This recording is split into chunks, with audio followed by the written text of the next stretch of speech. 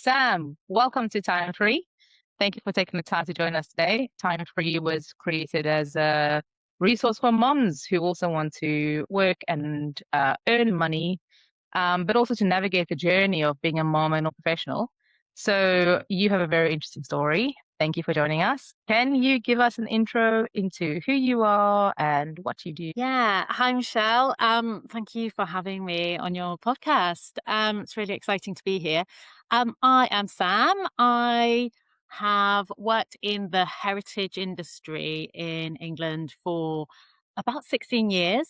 So most, if not, yeah, all of my professional career.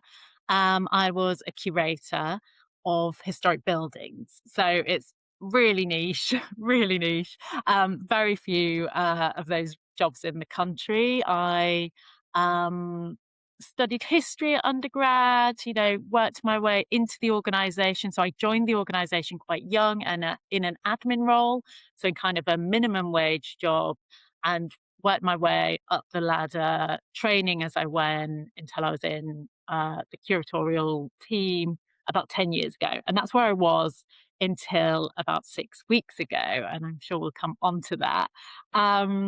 But yeah, as you say, I've got a son now as well. He is just coming up to 18 months old. So that's been quite a journey in itself as well. Right. And so as a curator, you've been there for 16 years. Uh, can you tell us about your journey into motherhood while also being a professional? So, what were your expectations? Did you expect to have your child and then just pop back into work, or did you always know there was going to be a bit of a maybe friction? Yeah, that's really interesting. I guess because I've been in the organization for so long, I felt very comfortable that Mm, that was going to be that part of my life would be fairly smooth, if I'm honest. mm, I'd been, like I say, in that position for, by the time he was born, 8, 9 years. I mm, knew the job well. It was you worked very independently in the role. So I managed my own time, my own workload. I felt like I had built up goodwill, and mm, that coming back as a parent, as a mother, um, options for flexible working were definitely there. I'd seen men, I'd seen women in similar roles being parents in those roles and having that flexibility. So for me, that wasn't a concern. Um, the route to motherhood was slightly more tricky. I'm in a same sex relationship, so getting pregnant was not easy for us. Oh well, should say not straightforward. So that in itself was actually the harder process. So um, actually getting to the point of being a parent in work always seemed like a really distant position for us, actually. And when it yeah. happened, we were just so pleased to be in that situation. And I was very fortunate that I think my employer supports parents in a lot of ways. And I didn't need to worry about those options. So my aim was always to continue working full time. So I took a year of maternity leave. Um, Probably interesting to say that 6 months of that was fully paid. That in Mm, itself is pretty fortunate. And then 3 months at statutory, and then 3 months unpaid. And I, in advance, was able to budget for that. So financially, that worked for us. I went back after a year, had accrued loads of annual leave. So I was working part time.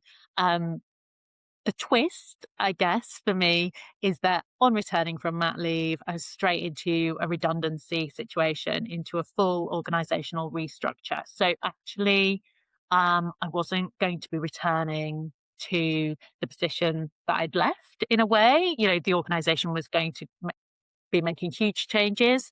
And that raised a lot of questions for me. Um, and that continued for 5 months, the restructuring. So it was a huge amount of time, really. It wasn't quick, it gave me a lot of time to think about my options and about what I wanted to do. Yeah, and that brings a lot of sort of unsettled energy to a time when you kind of feel like everything's unsettled being a new mom.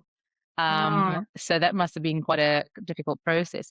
Would you be able to speak to your process of becoming a mom? And I think a lot of women do go through that, even in in same sex, but also in sort of heterosexual relationships. I'm seeing it more and more that women pursue their careers and then really struggle when they come to family planning and actually wanting a child. I know we had a difficult journey in that we were kind of actively in the process of applying for IVF route via the NHS when luckily we fell pregnant.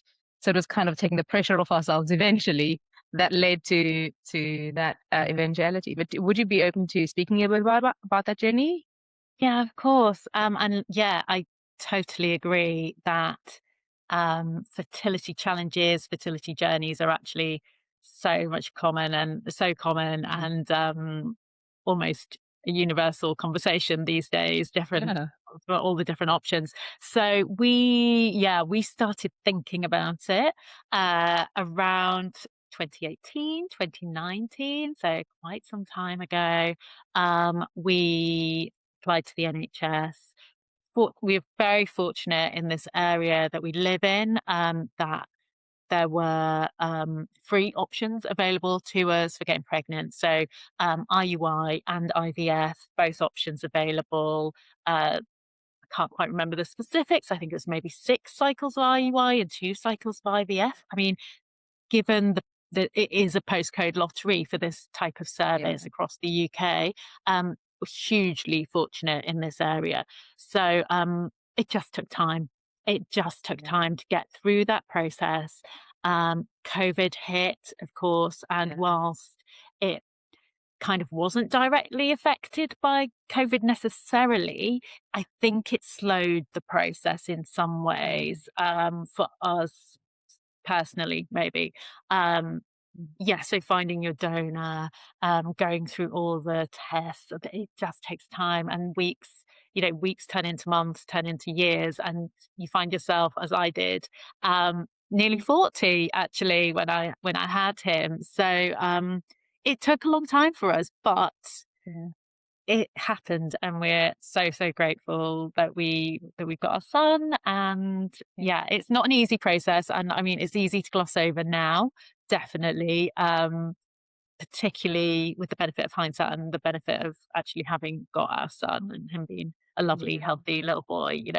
We're in a very fortunate position. Yeah. Well, congratulations on your little man. And I Yeah, think the reward at the end of the day is so worth it, in having your own little piece of magic. yeah, Thank you for sharing that story. I think it's helpful for everyone. And I think it is exactly as you say. You think about people who are in the States or internationally, there is just no assistance unless you can afford to fork out a lot of money. And yeah. that can really be quite heartbreaking sometimes for people who just don't have that option. So we're really fortunate that we live somewhere where we do get that option. And then you mentioned returning to work and being put through the redundancy process. Do you want to go through a bit about what that looked like for you and what you were considering at the time, right? Were you in a position you Oh, mentioned that you could work for part-time, but were you in a position where you had to go straight back into the office, and how would you manage that with your partner? What did that look like for you? yeah, of course. Okay, so going back into full-time work, my assumption, I guess I'll start with what I thought it would look like, was that so it's worth saying my partner works 4 days a week anyway. So we always knew that she would have our son on a Friday. The plan was he would go to nursery 2 days a week initially, and I would use annual leave whilst I was working full time hours. In a way, I was using annual leave to reduce that so that I could look after him 2 days a week. Yeah. The longer term plan was that I would condense hours into 4 days and he would go up to 3 days a week at nursery. I would have him one day and my wife would have him another day. That makes sense. So we had a Beautiful plan. plan. Yeah, we had a plan. Um, Redundancy was put on the table. So it's worth saying that there was a job for me. There was a full-time job available. It was at a lower band, lower paid, lower seniority than I was currently at, which well, it was the level that I'd started at actually. So a couple of years ago, we worked a few of us in the team worked really hard to get promoted, and so pleased when we did. It felt like it was a really great reflection of our expertise and knowledge. By that point, we'd been in the roles for 7, 8 years, and you're in the roles that we do, we're very specialised and very expert Yeah. in what we, it's very specific knowledge. So we thought that was a really great reflection. So unfortunately, in the restructure, that would have been a downgrade to a lower role. So that in itself was not Hard. necessarily Yeah. the most appealing. Yeah. But everything, if I didn't have a son, if other things were different, I would have taken that. If that had happened to me 5 years ago, Mhm. I would have taken the full-time role and I would have stayed in that position because Mhm. um it's that's my dream job. It still is my dream job, that role. I'll keep coming back to the fact that it's a very niche role in a sector that it's hard to get good positions, good well-paid Mhm. positions in, and walking away from that was not an easy decision. However, at this point in my life, um, the positives, so the balance of positives was really swinging in the other direction. So, my son is very young, and they were basically offering, because I'd been there so long, it was a lump sum to walk away, and that lump sum will allow me, with the support of my partner, to not have to work full time until he goes to full time education. And that to me is a gift at this point. The time and the freedom at this point in my life just seemed perfect. It seemed like Mm. something that I could have dreamt, really. So to not take it was, I mean, it's very scary. It's very scary to walk away from full-time employment. But the gift of time without the huge financial risk was, was what I opted for. Yeah. Yeah, it's a tough decision, and I commend you for being able to really weigh those options, because the difficulty is a lot of women returning to work really do struggle with that idea of being a full-time carer for your little one and then having to kind of dump them at nursery or something like that, Mm, and not really feeling secure in that. And then the other option is financial insecurity. So I think you quite fortunate in the sense that your workplace was able to offer you something substantial in a form of redundancy. But also you mentioned it's your dream job that you're giving up. mm, So that's really challenging. I think that decision is one that I think lots of women will wrestle with when going back to work. And I think we tend to think about our issues that we're facing as being kind of pervasive and forever. Whereas I think you have a really good mindset in saying, hey, we only have access to our little ones for these, 4 or 5 years until they start school. And developmentally, those are also the most important years for them. And I think from an attachment theory perspective for us as well, so I think if we can think about it in terms of that little 4-year stint, instead of thinking, oh my gosh, this is the only option that we have, for the rest of our lives, that might also help. So that's a really good way of looking at it. And I totally agree. I think that was a big part of my decision of stepping back from like the corporate world in practicing law, because it is, I mean, that for me was 8 to 8, and I think you do find some flexibility in the options, but it's always like flexibility on paper. Do you know what I mean? So it's like theoretically you work 4 days, but also, on Friday we just have these things going on. Can you just help? And it's hard when you do have a child, because you can't shift your focus from one thing to the other. And then also they want your attention, right? So you can't be sitting on your laptop when you have a little one at home. I think that's really special. And I think giving yourself that time now is such a beautiful moment that you guys get to share together in establishing your relationship with your child.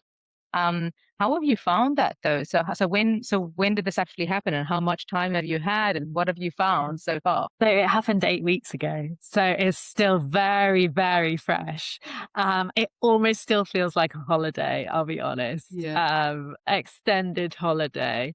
But it's fantastic actually. The thing that I noticed straight away was the headspace. Just Mm. immediately being able to focus on it, just reduced the load. I think that's, you know, Mm. everything, life, looking after him, everything that life throws at us, socializing, cleaning the house, finding food for Yeah. everybody, washing, having a full-time job on top of that, as everyone knows, it's a lot. It's so I just Yeah.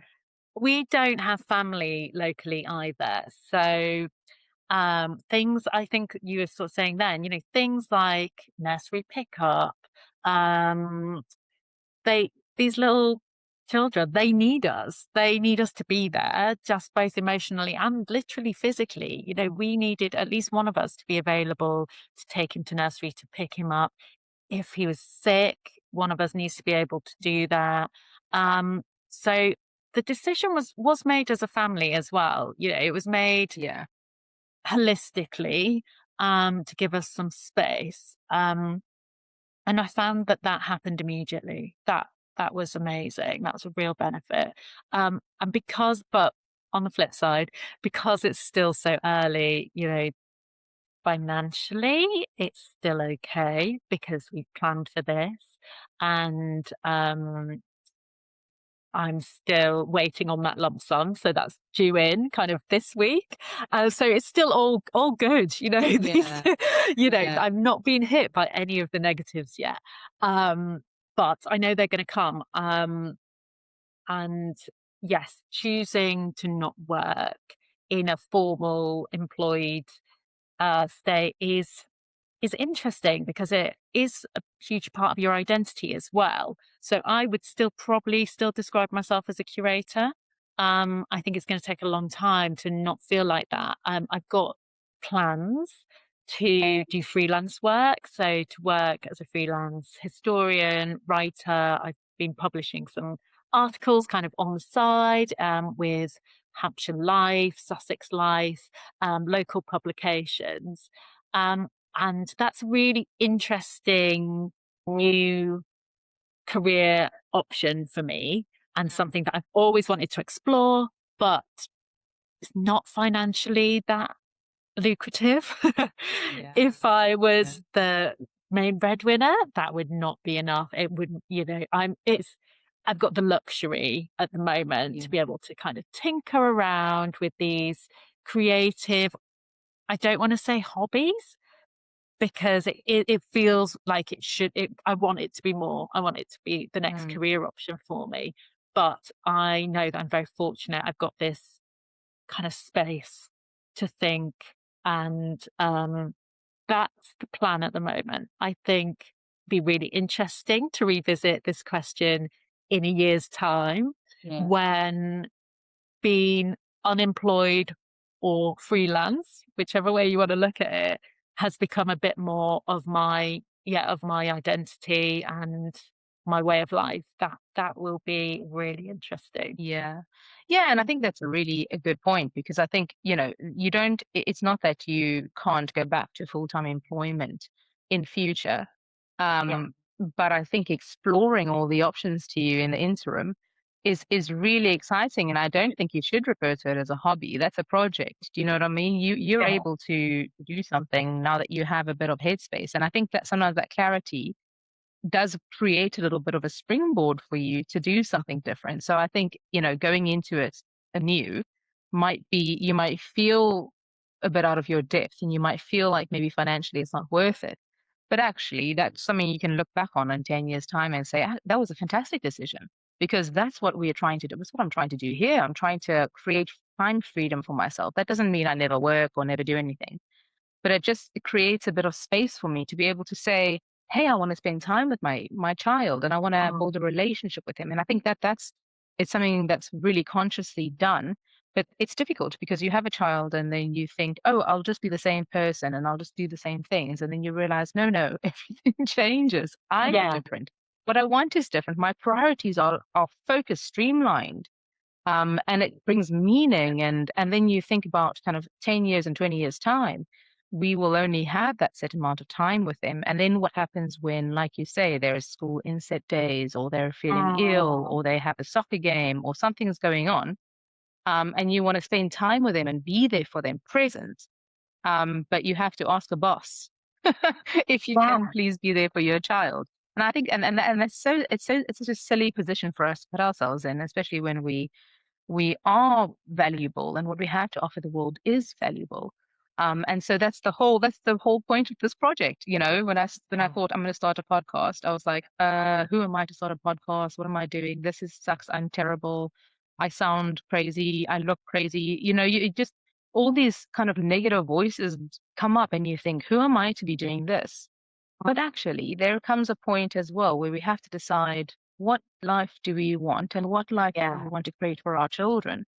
And for me, at least looking back, the moments that I appreciate from my mom and from my mom's since deceased, but those moments that I hold dear were the actual really connected moments that we had. It Mm, wasn't sort of contrived days out to some place, or it wasn't something that, you know, that she gave me. It was just the time that she spent with me. And I think that that's what's valuable and that's what's going to count in the end. So I think you're absolutely on the right track to give yourself one, a break, to give yourself, you know, because having a child and being a mom and all those things, it's hard work, like you yeah, said. And you just need some time to kind of reevaluate and understand who you are within this new dimension. Um, definitely. and then the energy also of being a mom and having the mom persona where you've got to be kind of on it all the time and is quite Mm, intense. yeah, So I think that's yeah. absolutely the right way to approach it. How did you decide that you're going to start kind of writing articles and writing books and doing kind of freelance work? Was that something that was suggested to you, or did you just kind of see what was going on and take a decision from there? Writing was always a dream for me. It was like a Yeah. pipe dream. It was something, oh, I'd love to, I'd love to do that, but oh, I'll probably never get round to it. I'll probably never do it. Mm. I've got so much else on. Like you say, who am I to do it? Who am I to sit Mm. and take that time and try something? Yeah, it was something that I just never thought was possible, and wasn't for me really. But interesting, the word you used then was clarity, and I am really interested in parenthood, bringing clarity to the way that you want to live your life. Not just, well, for your children, but for yourself as well. Mm. Also, I recently turned 40. So I think it's Congratulations. been a combination of time of life, Yeah. changing, parenthood coming into my life. I think you just, time has a different meaning. It just, you time is like squashed from all sides because you're parenting. You have, in some respects, very little time for yourself. But the time that you can carve out, if any, if you do have childcare, um, even when I was working, I felt like my full-time employment was time for myself.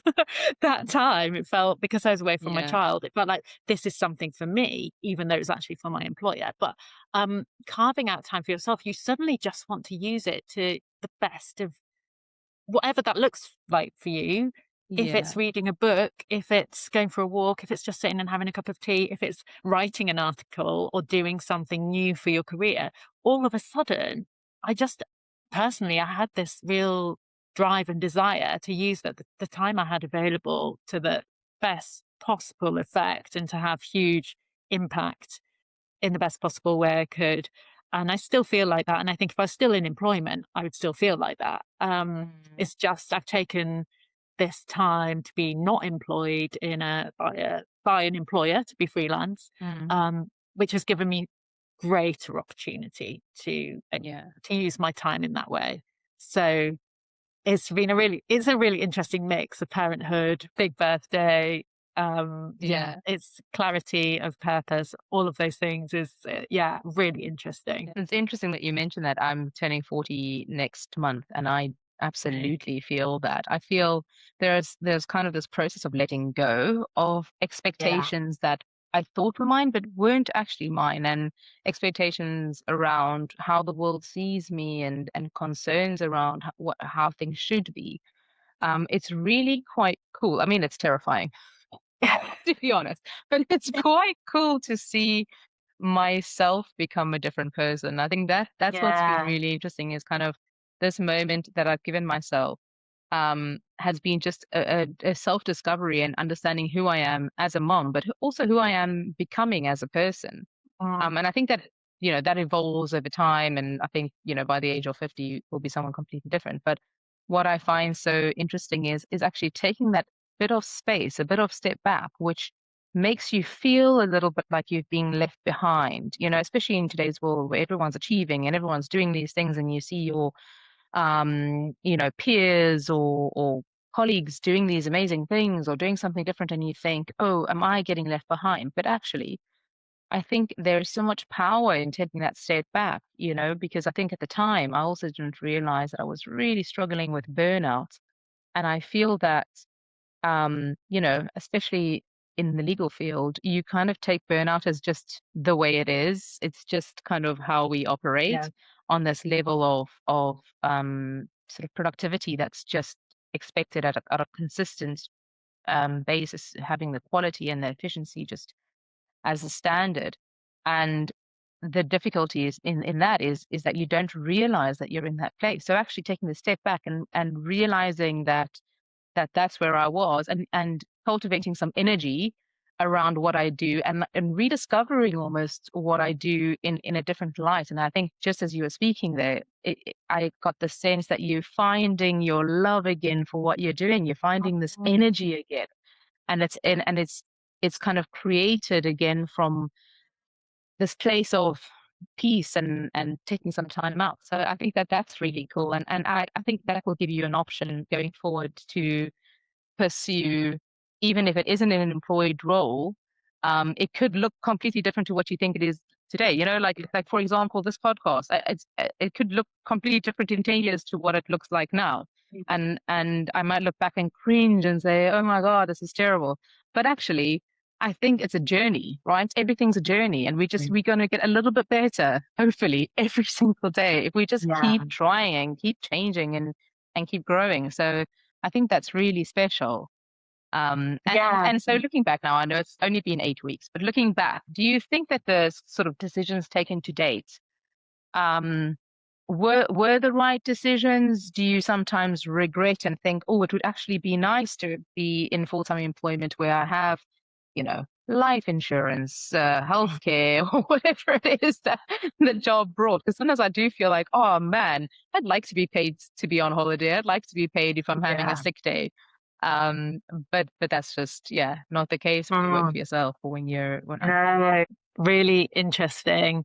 Yeah, pension. That's something I need yeah. to get to grips with. Yeah. So yeah, like I say, it still feels slightly holiday-ish. So all of these really serious things like pensions, taxes, expenses, I need to get to grips with all this boring stuff for Yeah. myself now. And when I think about that, I'm like, okay, well, being employed was, there were huge benefits in that respect.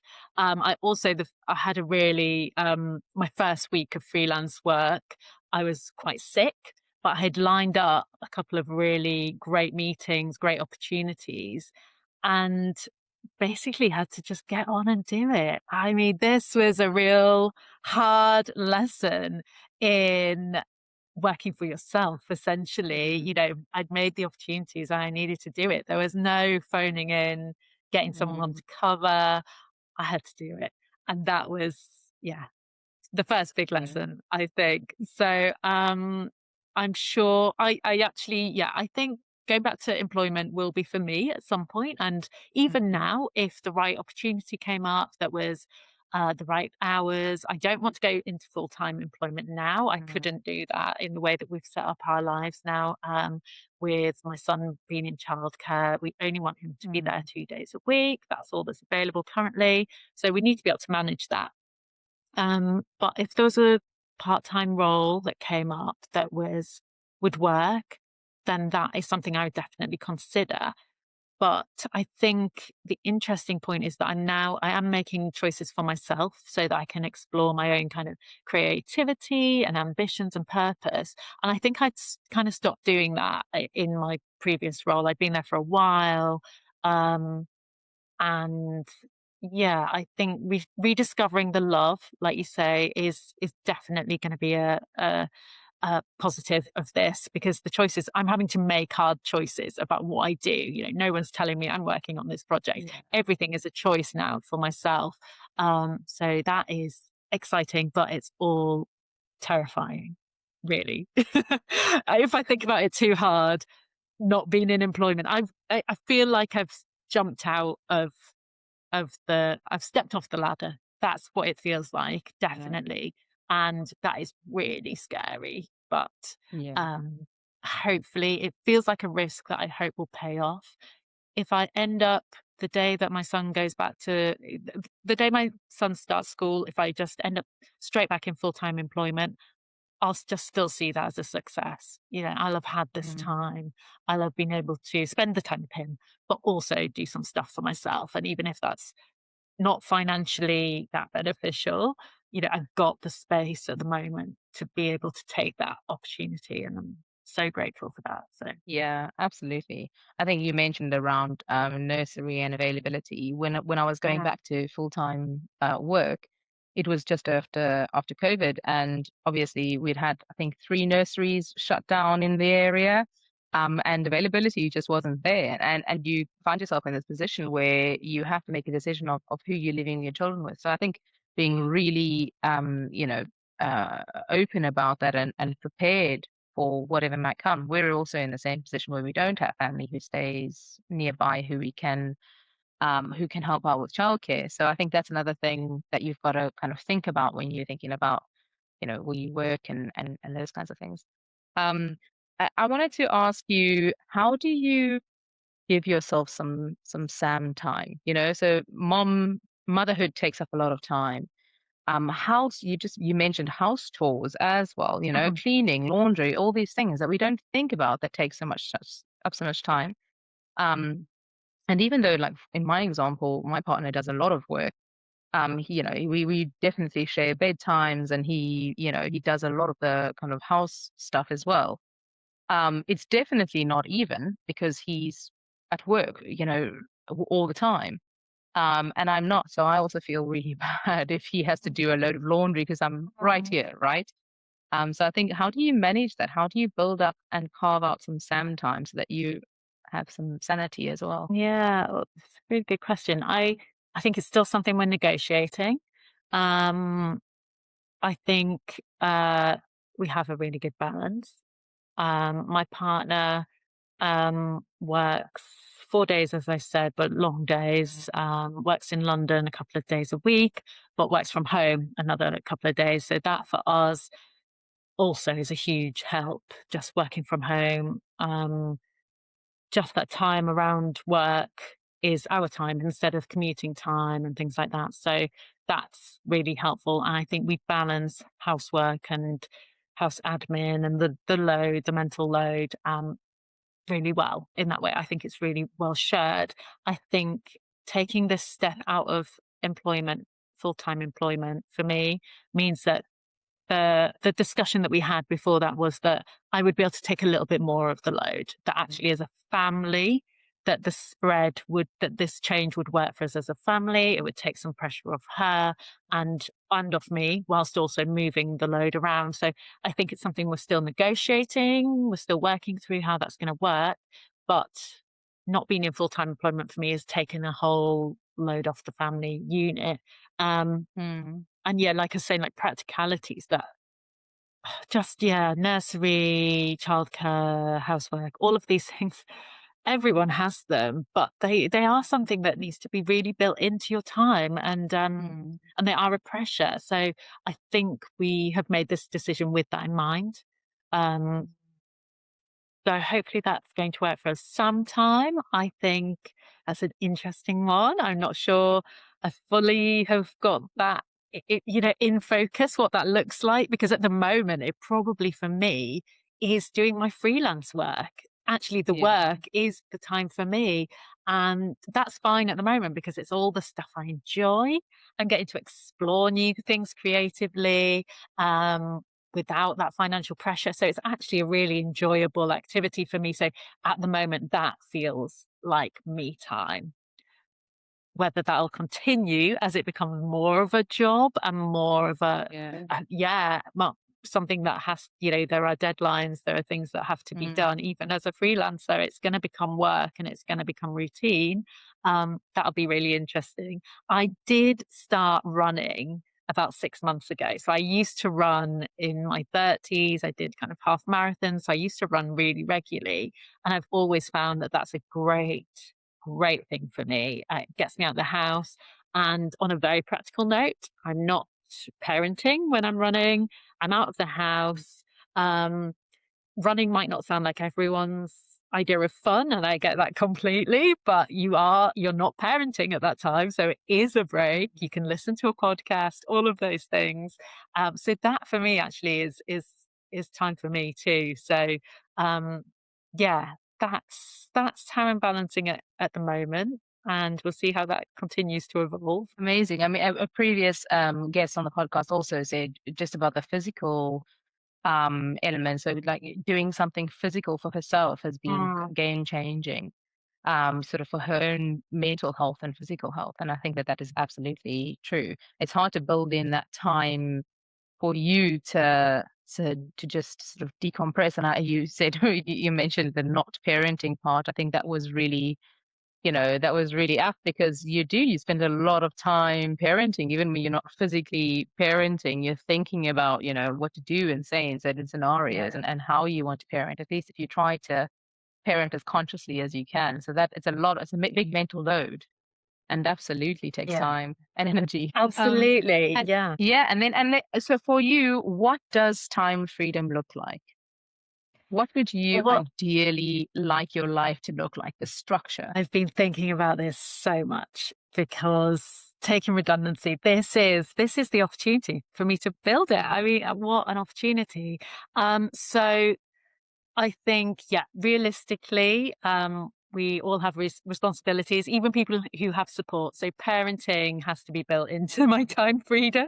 And I don't necessarily see that as being time free, but I am very fortunate to be able to spend good time with my son, and then he can go to nursery. And so we have that balance. Time freedom is being able to choose this. Um, Yeah. for me, choosing to do activities that I want to do. So the work I want to do, creative projects.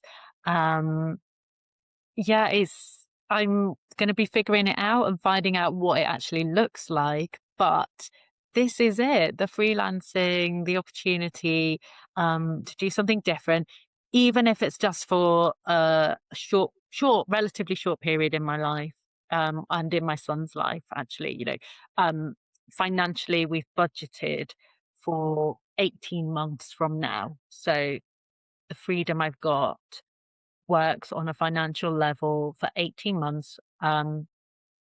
I'm very fortunate that my partner is the breadwinner. I think I said that before. Mm. So that 18 months takes us to till when my son is 3, and we get some free childcare hours at nursery. Mm. Um, and who knows what happens beyond that. But the time freedom is that period for me at the moment.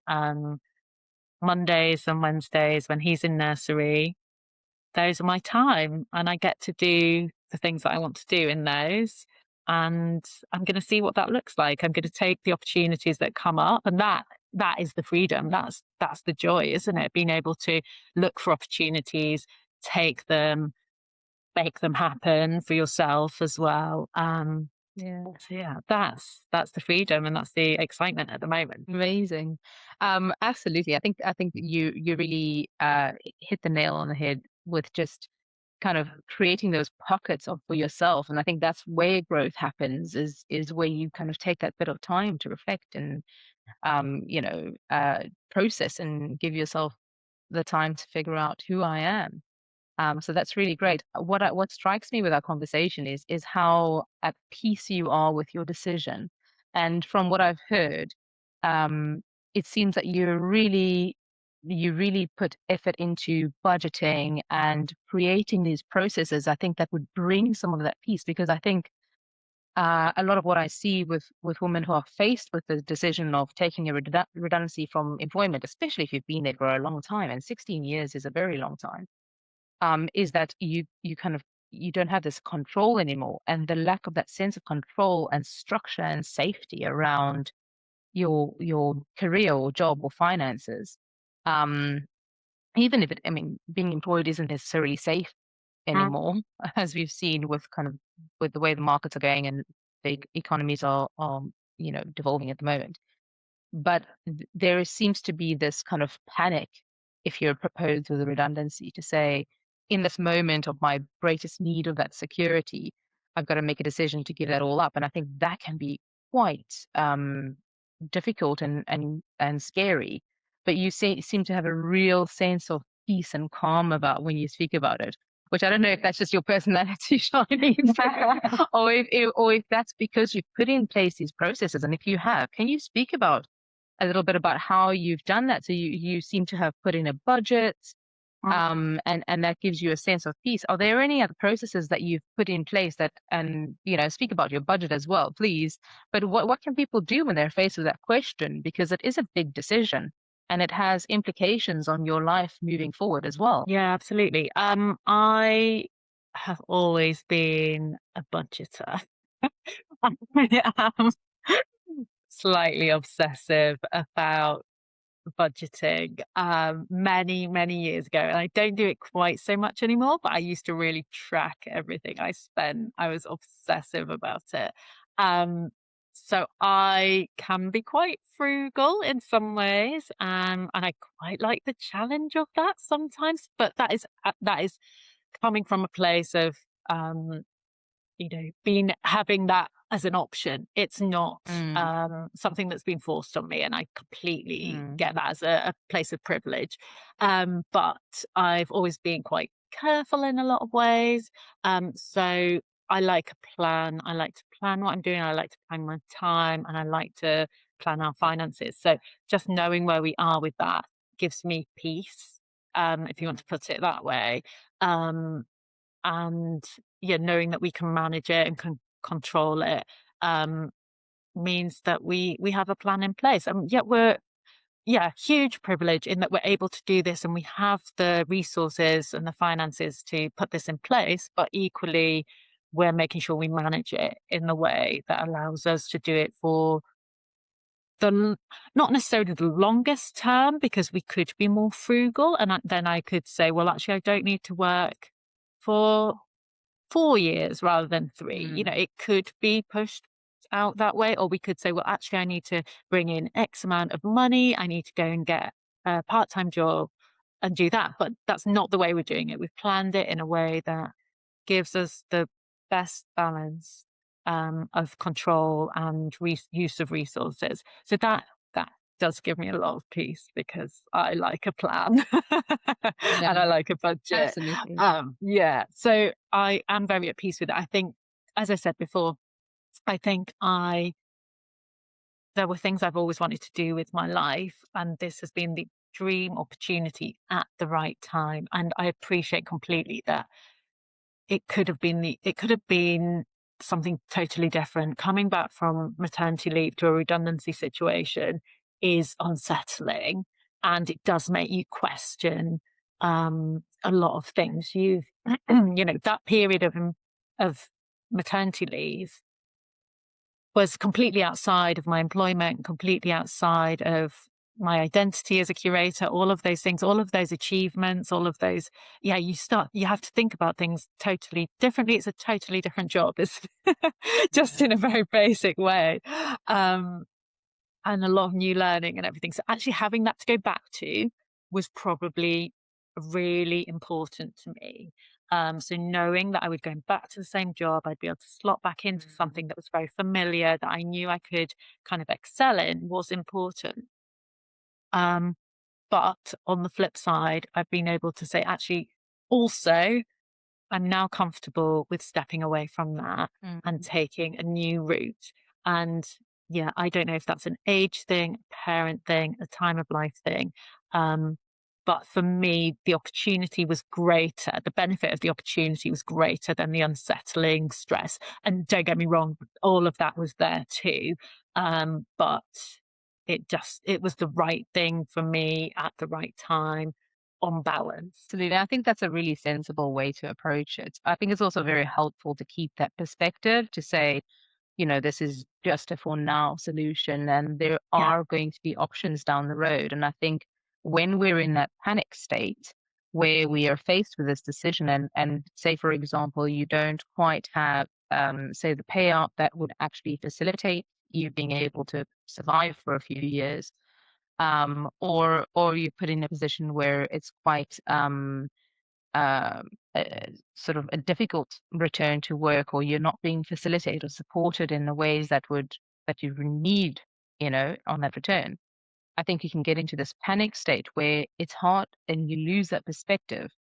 And then making decisions from that place is very difficult. And I like the way that you've kind of looked at it from a very practical and perspective, where you've also just maintained that little bit of perspective, and taking yourself out of the situation and saying, look, this is just for now. We've budgeted and we've made this really conscious decision to do this.